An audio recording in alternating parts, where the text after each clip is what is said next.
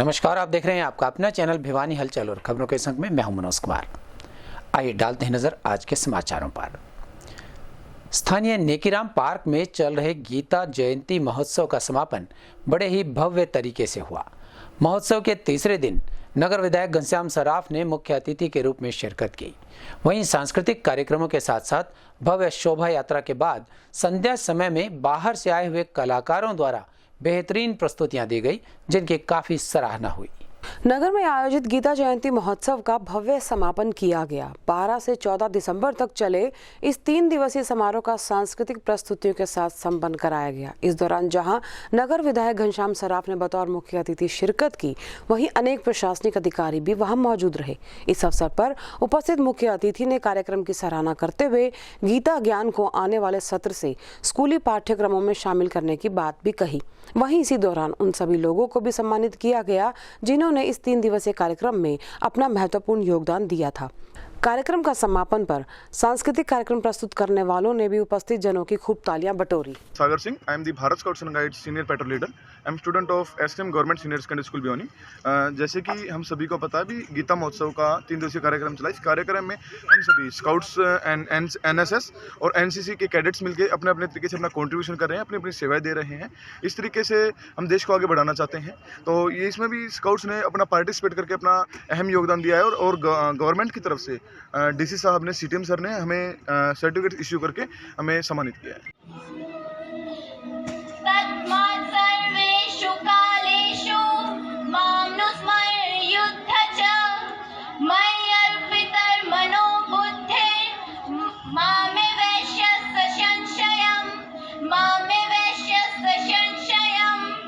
मन में रखकर निरंतर अपने कर्म में लगे रहते हैं, तब आप केवल इस जन्म के लिए ही नहीं, अभी तो अपने कई जन्मों को सुधार रहे होते हैं।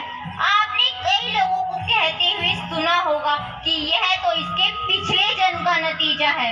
इसी बात को समझाने के लिए श्री कृष्ण अर्जुन को सलाह देते हैं कि हे अर्जुन, तू सत समय में केवल मेरा स्मरण कर और युद्ध भी कर। ऐसे में अगर अर्जुन हमेशा श्री कृष्ण का ही स्मरण करेगा तो एक दिन वो स्वयं कृष्ण को ही प्राप्त होगा।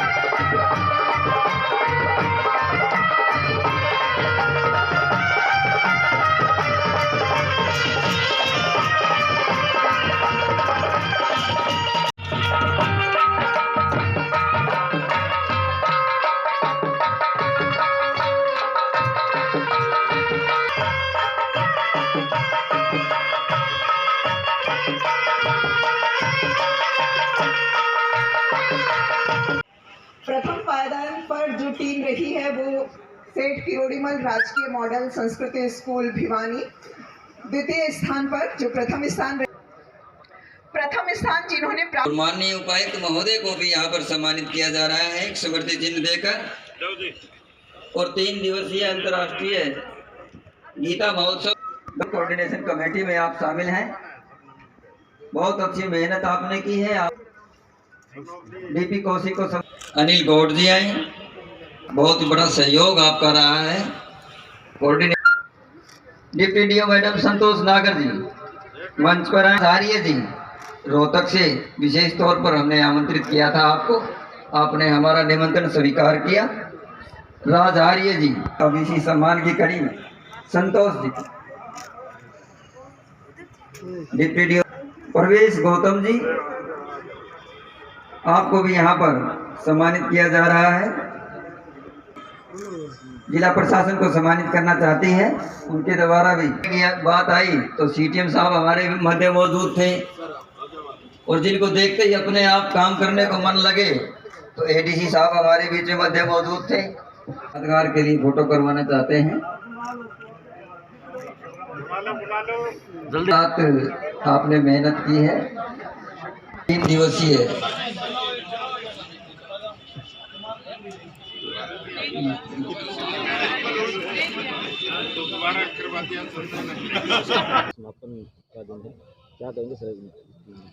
मैं ये जो गीता जयंती महोत्सव का अंतर्राष्ट्रीय जो कार्यक्रम 2021 का समापन कार्यक्रम भिवानी में बड़ी श्रद्धापूर्वक और ऐसे ऐसे कलाकारों ने यहाँ प्रस्तुतियाँ दी हैं जिससे समाज के लोगों का दिल अच्छी तरह उनके अंदर तक बात उतरने की बात होती है, वो बात यहाँ से हुई है।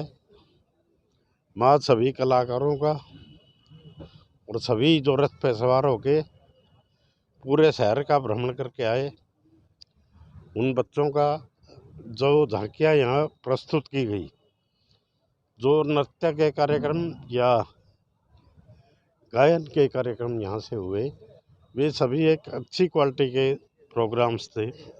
और मैं इन आदमियों को जिन्होंने गीता लिखी है, 18 बच्चियों ने 18 अध्याय लिख के अलग अलग रूप से उनको कंठस्थ भी हैं, ये मैं सभी बहनों को, सभी भाइयों को बधाई देता हूँ कि इस प्रकार के कार्यक्रम जो आप कर रहे हैं, वे ये 8वीं बार हमारा माननीय मुख्यमंत्री जी जब से हमारे बीच में बने हैं, उन्होंने प्रतिवर्ष इस महोत्सव को जिला स्तरीय और मंडल स्तरीय तक भी मनाने का कार्य किया। मैं ऐसे मुख्यमंत्री का हार्दिक धन्यवाद करता हूं, जिससे प्रदेश के लोगों में एक विश्वास जगेगा, आस जगेगी।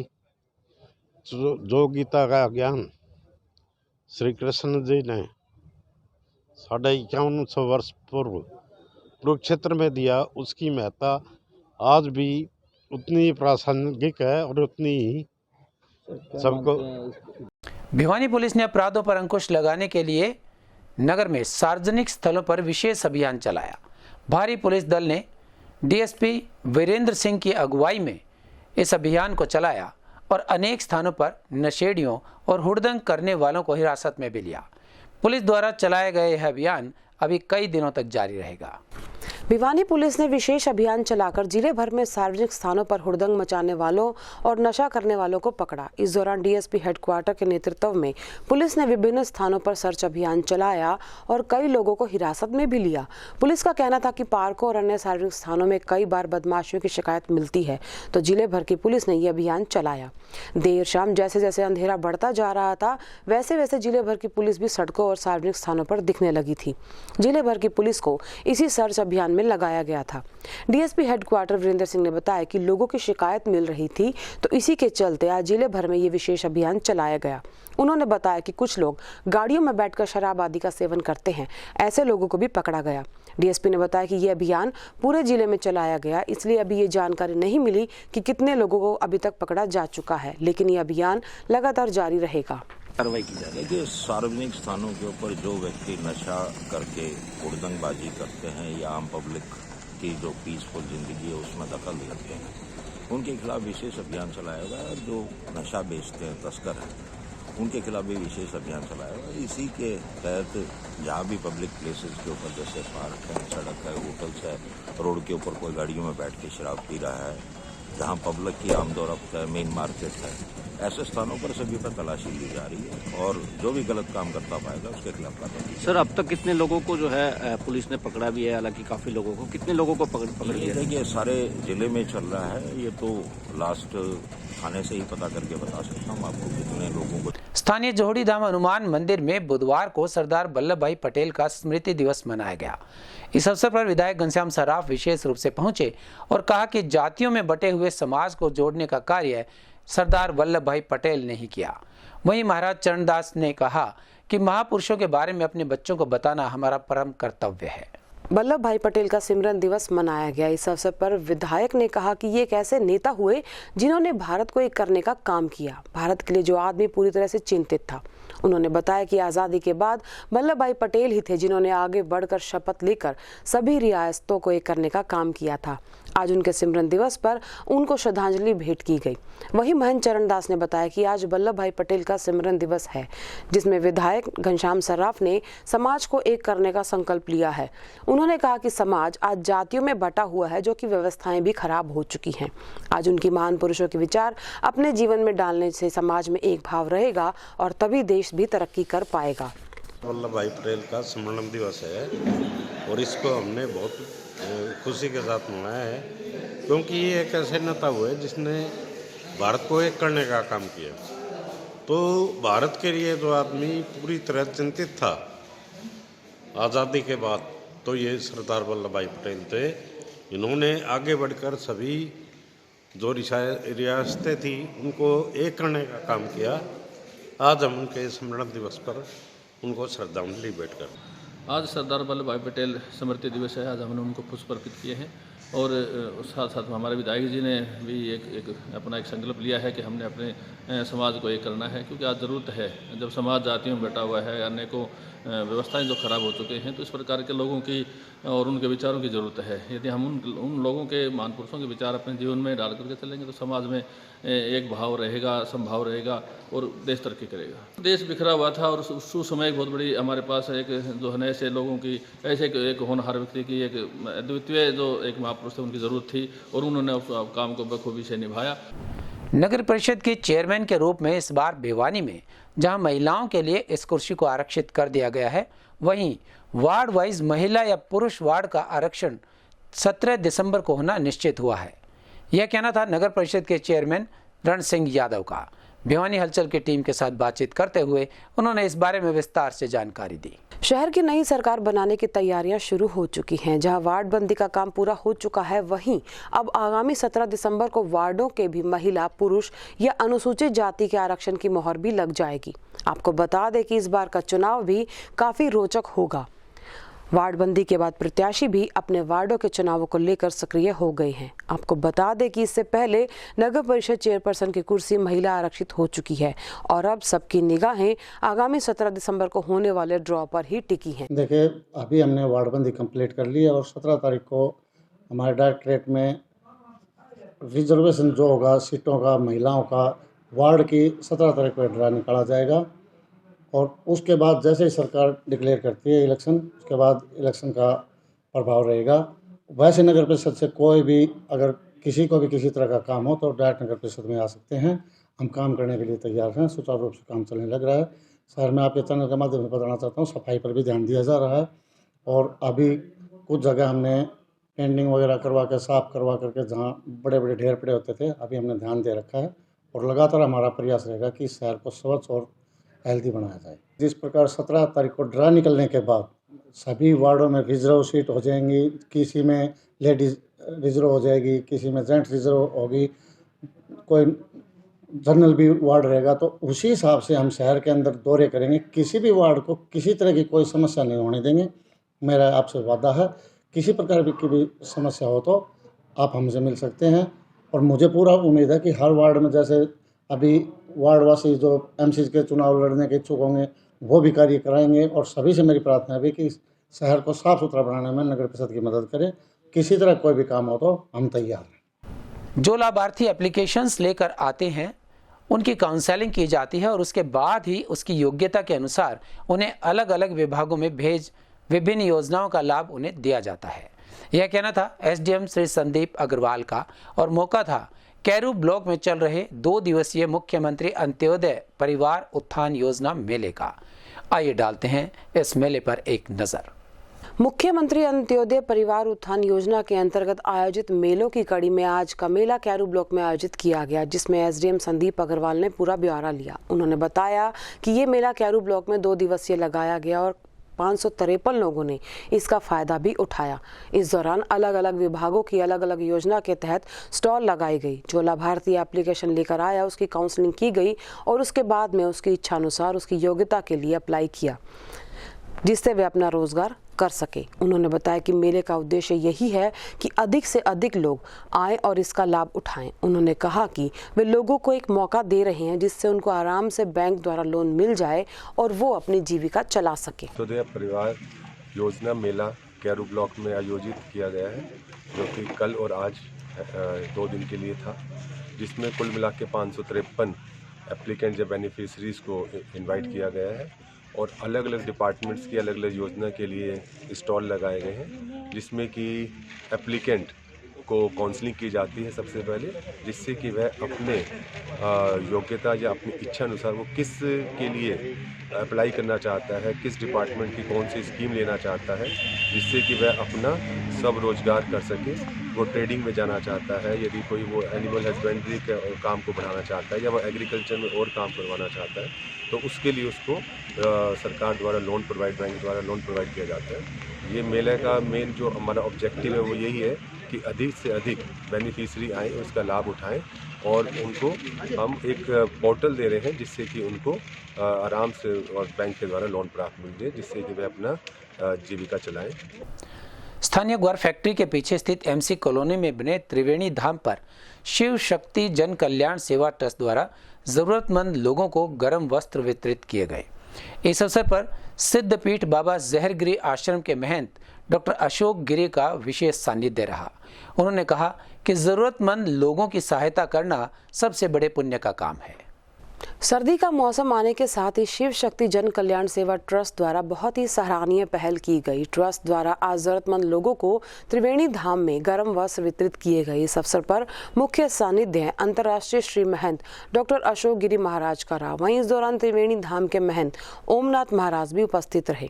इस अवसर पर श्री महंत अशोक गिरी महाराज ने कहा कि इस मौसम में जरूरतमंद लोगों को वस्त्र वितरित करके संस्था ने बहुत ही अच्छा काम किया है और सभी लोगों को अपने किसी भी यादगार दिन पर ऐसे काम करने रहना चाहिए ताकि जरूरतमंद लोगों तक सही मदद पहुंच सके। वहीं उन्होंने ये भी कहा कि जरूरतमंद लोगों की मदद करने से बड़ा कोई पुण्य नहीं होता और प्रत्येक संस्थाओं को प्रेरणा लेकर ये कार्य करते रहना चाहिए। शिव शक्ति जन कल्याण सेवा ट्रस्ट के तत्वाधान में स्थानीय त्रिवेणी धाम में आज जरूरतमंद व्यक्तियों को गर्म वस्त्र दिए गए। सर्दी का मौसम है, सर्दी आने वाली है और हमारे हर किसी कोई ना कोई कारण रहा है और दक्षिणयान में कहते हैं कि दरिद्र नारायण को गर्म वस्त्र देने से धर्म अर्थ काम मोक्ष की पुरुषार्थी प्राप्ति होती है। आप लोगों के पास जो भी जरूरत है, जितनी यथाशक्ति है, वो अपने आसपास जिनको हो सकता है उनको गर्म वस्त्र दें या आपके प्रयोग की वस्त्र भी लाश को लोग देते हैं। तो इसमें मुहिम में आगे आएँ और लोग लगे रहें अपना कल्याण के लिए। हम कुछ ना कुछ नहीं स्वार्थ के लिए कुछ करते हैं, लेकिन सेवार्थ हमारा जीवन जो सेवार्थ के लिए है, परमार्थ के लिए है, उस परमार्थ के लिए आप जैसी भी आपकी इच्छा यथाशक्ति आप कुछ ना कुछ राष्ट्र के लिए, देश के लिए, समाज के लिए, गली मोहल्ले गलियारे के लिए करते रहे। हरिओम। रोडवेज प्रबंधक भिवानी से प्राप्त जानकारी के अनुसार करीब 1 वर्ष के बाद रोडवेज बसेस भिवानी से बहादुरगढ़ के बजाय अब सीधा दिल्ली ISBT तक पहुंचेंगी। करीबन आधा दर्जन बसेस को ग्रामीण क्षेत्रों से होते हुए लगभग 42 किलोमीटर अधिक का सफर तय करना पड़ता था, जिसके कारण हजारों लीटर डीजल की अधिक खपत हर रोज होती थी। किसानों का आंदोलन समाप्त होने के बाद और बॉर्डर खुलने से अब राजधानी का सफर आसान हो गया है। यातायात प्रबंधक भरत परमार ने बताया कि लगभग 1 साल के बाद रोडवेज की सभी बसें भिवानी बस स्टैंड से यात्रियों को लेकर बहादुरगढ़ के बजाय सीधा दिल्ली ISBT तक पहुंचेंगी। इसके अलावा दिल्ली जाने वाले सभी रोडवेज बसों पर RFID टैग भी लगाए जाएंगे और जिस पर टैग नहीं होगा उसे टिकरी बॉर्डर पर ही रोक दिया जाएगा। किसान आंदोलन के चलते भिवानी डिपो की लगभग आधा दर्जन बसें 42 मिनट की अतिरिक्त दूरी तय कर ग्रामीण क्षेत्रों से होते हुए दिल्ली पहुंच रही थी। ऐसे में बसों को दिल्ली पहुंचाने के लिए लगभग 2 घंटे का समय भी लग रहा था और इससे प्रत्येक बस के आवागमन में लगभग 16 लीटर डीजल भी ज्यादा खर्च हो रहा था, जिससे रोडवेज विभाग को काफी अतिरिक्त खर्च वहन करना पड़ रहा था। लेकिन अब भिवानी और तोशाम से रोडवेज की बसें सीधी दिल्ली तक जाएंगी, जिससे यात्रियों को अब बहादुरगढ़ से दिल्ली तक वाहनों में सफर नहीं करना पड़ेगा। जो किसान आंदोलन की जो समाप्ति का ऐलान हुआ है, तो हमारी जितनी भी पहले गाड़ियाँ चलती थी जो बहादुरगढ़ तक या बैरिकेड्स के कारण अप्रोच रास्तों से जाना पड़ता था, अब ये बैरिकेड्स हटा दिए गए हैं, तो हमारी सभी गाड़ियाँ ISBT जाना शुरू कर दिया है। दिल्ली के लिए जितनी भी गाड़ियाँ चलती थी सभी ISBT पे जा रही हैं। तो दिल्ली कितनी बसें निकलती हैं? डेली हमारी 22 से 23 के करीब गाड़ियाँ जो भिवानी डिपो से हैं वो दिल्ली जाती हैं। देखिए जितने भी कोरोना प्रोटोकॉल हैं इनके सभी नियमों का पालन जो करवाना है ना सुनिश्चित किया जाएगा। जो भी सरकार की गाइडलाइन होगी, हिदायत होगी, उसके अनुसार ही गाड़ियाँ चलाई जाएगी। हमारे इस समय बस इतना ही। अगले के लिए देखते रहेगा आपका अपना चैनल भिवानी हलचल।